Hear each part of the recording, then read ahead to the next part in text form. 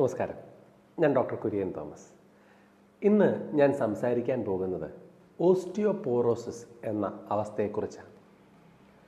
വലിയ ആരോഗ്യ പ്രശ്നങ്ങളൊന്നുമില്ല. വയസ്സൊരു 60 ആയിരിക്കും. ചെറിയൊരു വീഴ്ച, ചിലപ്പോൾ ബാത്റൂമിൽ തെന്നി വീണതായിരിക്കാം, ചിലപ്പോൾ സ്റ്റെപ്പൊക്കെ കയറുമ്പോൾ വീഴുന്നു.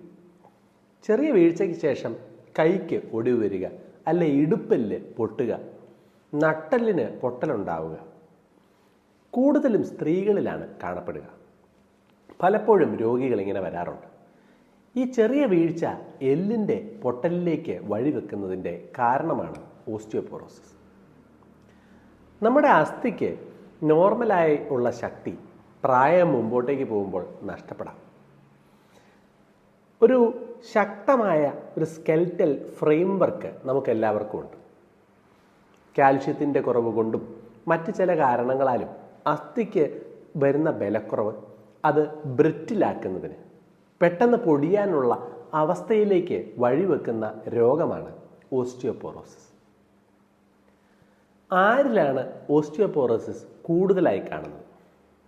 തീർച്ചയായും 50കളിലും 60കളിലും ഉള്ളവരിൽ. പ്രായം മുമ്പോട്ട് പോകുന്തോറും അസ്ഥിക്ക് ബലക്കുറവുണ്ടാകും.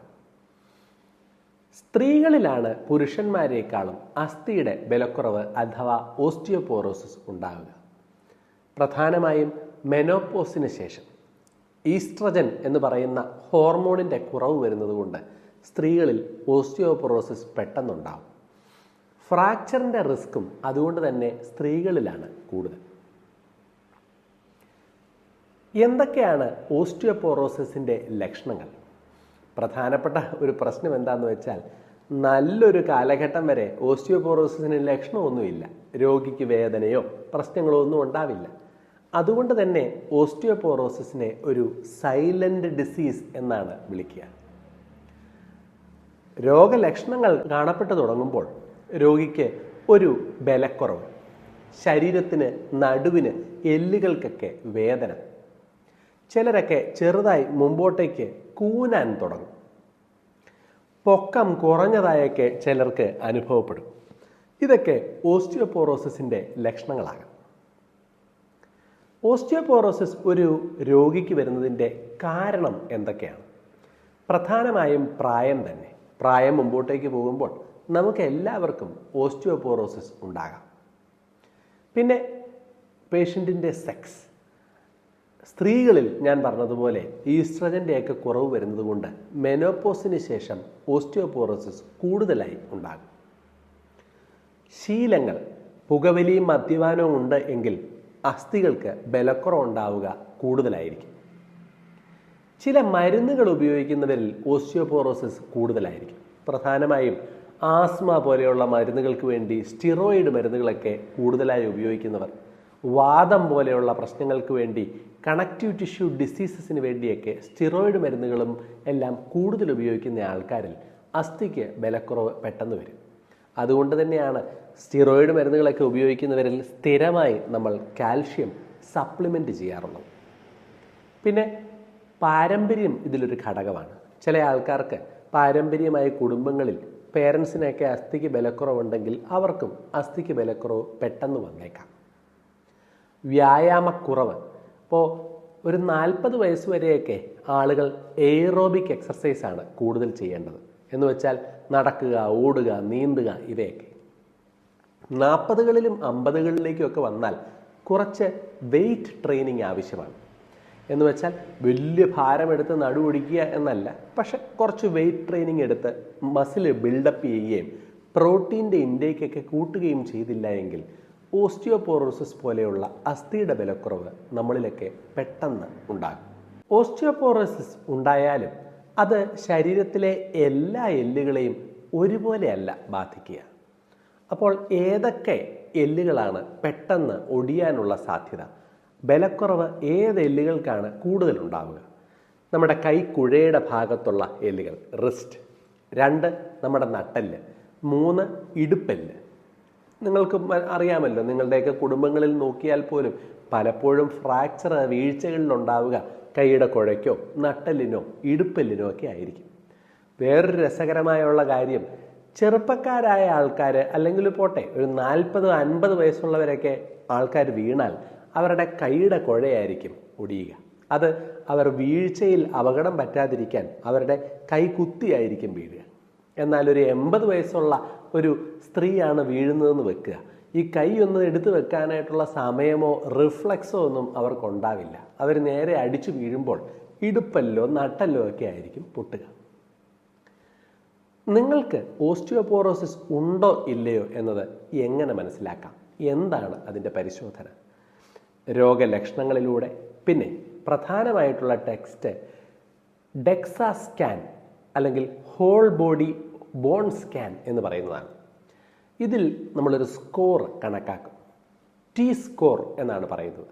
ഇത് -2 താഴെയുള്ളപ്പോഴാണ് നമ്മൾ ഓസ്റ്റിയോപോറോസിസ് ഉണ്ട് എന്ന് പറയുന്നത്.